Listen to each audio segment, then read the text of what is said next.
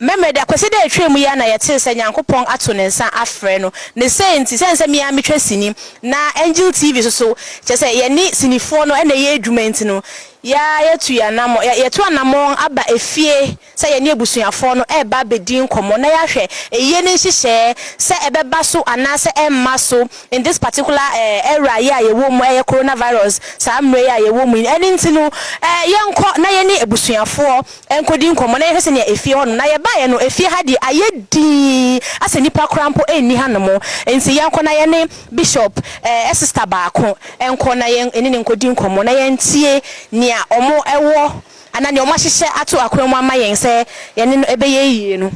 pacho man pacho good morning me pacho your friend is Andy if Angel TV me so your friend Tema okay me pacho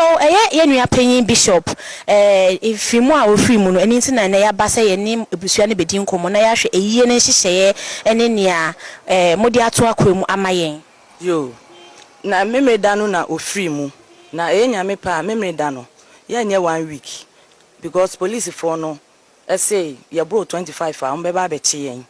omu nyina ya wa bishop ekwan ya no mufa so ana oni omote ase eti memre da nyame ya adoma abusuafo betena abusuafo nkwan na betena ase na emom wo a opese obechi ano oba ochia observe social distancing nti oba ochia na wokọ yenti me ka say bishop fans ne ye pamo mo chia police gina ha to chia won tena se kra na wokọ abusuafo tena se a abusuafo mom na be tena se na ya na me pacho obi achia na okosa na ye be den atie anya eyie ni date se ne be ye se be boa ye ho aba beta abusuafo ne chi se abusuafo no ya me ya adoma me da abusuafo be tena se na mom hihye kakra wo ho no ye on the next month on the 12th ana ye be yi bishop ye yina ni ade na ba ha sei ni abeye bibi kakra bi ni ade ne ko bosumase na ye ba akosie no yes bosumase e wa bri he ya ho na bishop fi ho na ne papa free e na ne maame nso fi ne maame ye kofoduani oh okay omo mu di ajade enti ne papa so ti ase no de bosumase ne be kwa akọ esie me pacho woni bishop montem te sen bishop me maame na epani ona wo lend na bishop maame na edi me maame echi bishop de oba nkrakra na obetwa senior hotel bi owo bi ofre me maame ye aduane bre no me ntam ye fine pa chese asem ne de se ne sitie na ha yen aha me papa me pacho bishop emano ye ntese omo ye miensa pacho senate oh bishop emano me miensa oba ba ma mienu na be ma ba ko be ma na epani na me pacho enkola no mo wo hisese a sese omo ye fie ba ko ka so a bishop bra pani no ne ho no omo wo okay me pacho omo wie school ana omo ye adwuma na de no omo ye pani no awie na ni degree adwuma wanya adwuma but yi sa lockdown sense mi ya anti aye pending na ketwa de odi mfinfin so ye nurse ketwa no wo SS1 ne o ye nurse no was start adwuma na so da so wo nursing school was start adwuma sese kura no no de owo ho no ma afi no wasre kwan oba pacho wo himfa side Kumase hono se Kumase no omo wonti no on de Kumase a no omote bishop fans bebre ni ya etwase ni bebre na nim se bishop de Kumase e no wo nti eyie no ye be no Kumase anase ye be na ha na ye de na ko bosomase akosie no pacho ye be bibia wo ha sei ahaya ne nkran ya ene ye be ye no na ye de na ko bosomase akosie no me pacho bishop ene ne maame omuntem te sen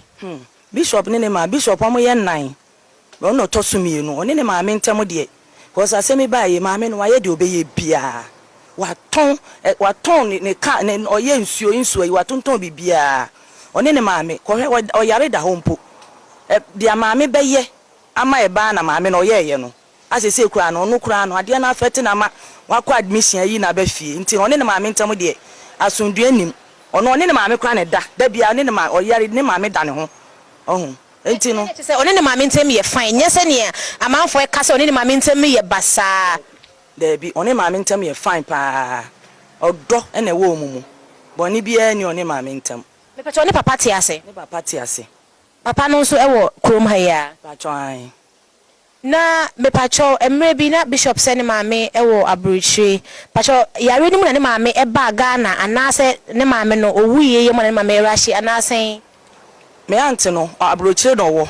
ye afibia Christmas bia oba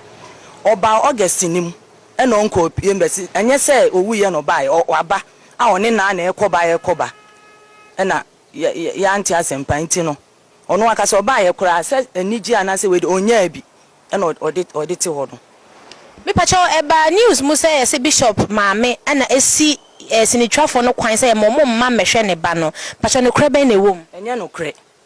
no kre se bi bishop onya akora ono a ne kan se open privacy satam kumase ye fie na okumase so open privacy e na ono a ka kire ne maame sa se enye se ne maame ontimi enhye bishop da papa pani sei na bi ontimi nkasa ono a ne ye se open privacy enti no on kan chem so omo ntwen na emre semu no na ne ho sisi ne ho so a na o ma behwe no na me pacho tama ensemi ba say maame ne say maye mane apart from course na omoye ba ya say yempini maye hu bishop no sinitwafo no omoto anamo bi say bi omoboa financially na bibibio apart from call na obia fasika 1 cedi 1 kobo kura amaye obia mfa yese ba ako ne frɛ no so obebre ni ska na fe no de beba de ande yenim obia no de 1 cedi 1 peso akura aba na omo frɛ to a so hwɛ se na pomuden ho te se ya na 1 or 2 bi na frɛ ye na omo si omo beye mobile money de aba na ye tie sa fe na beba de ande yenim na modi mobile money number no so omo bishop na mobile money wona yi so a ne phone wo ye ho hwe ma so Asamoah de in fact me pacho bishop one ne mma no won say sinidwe de de entu kwan bebre asen adaje kra ni ho e wo mabusua nti no ne ne mma ntem etesen ne mma ntem no ono ankasa ne mma no mo won ho okumase nti no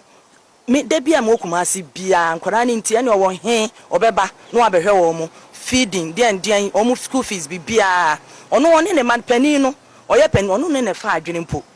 na ketwa no me yase mobile ma meto no ono so ben ne papa chese Asamoah ba ye no aha no papa ono ne mantem ye fine o se ono ote ase ne menti no ote ase enti ono ne me pacho ketwa no o se o SS pacho o school oko school Kumase Afidasi senior high o se honum ba kon e na oko me pacho onkola no mo maame e wo ho o ba me wo ho no na oni bishop intem tete ansa na bishop efimu anase say pacho no de mintumi nka na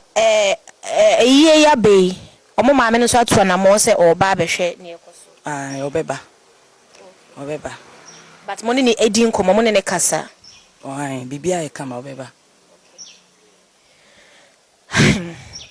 ebusuafo Asamoah de in fact areho kakra in fact areho pa Bishop Bernard Nyarko ebusu efie na ya ba be piem na na pay e wo Lakeside Estate na ye ne cousin osi Bishop de ono ade oni na de chese o ma ye se kwadu ne nkate pa enne ono na ye ne no edi nkomo a wa cheche nia ye koso a ye me pacho osi next month June osi 12th of June na ye be bishop na yebeye yie no e wo Lakeside Estate heya enye Kumase aheya na yebeye yie no na social distancing no so nti no there say 1 week no nyame adoma memede yebeye wa na mo ba entena se uchia obisa date ye ma wa na wo call ba bidin security men bejina ha police for bejina soja from fact obi aba bejina ha bi nti wo ba na se wo beja akonwa atena se anhwa ye de wa beko wo ba so abombo de se wo be do nose mask e be hye ye de nsuo nso esi ha no mo se ya wo ba wo be wo horo wonsa na wetimi observe social distancing and prevention measures na omude ato akwemama coronavirus yare no nti mesrew nyame aduma memory day ye nyina yensan hiem ha na yemfa yempa ebo ye no nyam eni yankasa ye do a ye wo ema Bishop Bernard Nyarko no emeta ebusua na echi na yentimi enhihye na yiye no yiye na yempe ne krabia ewo asumdwe kwan so ebusuafo ebehwe nim se ye nyina ye beba abekire odosronkom medi edizandi camel aha na medi ubesi meto ama menua be ma kwamena sambaini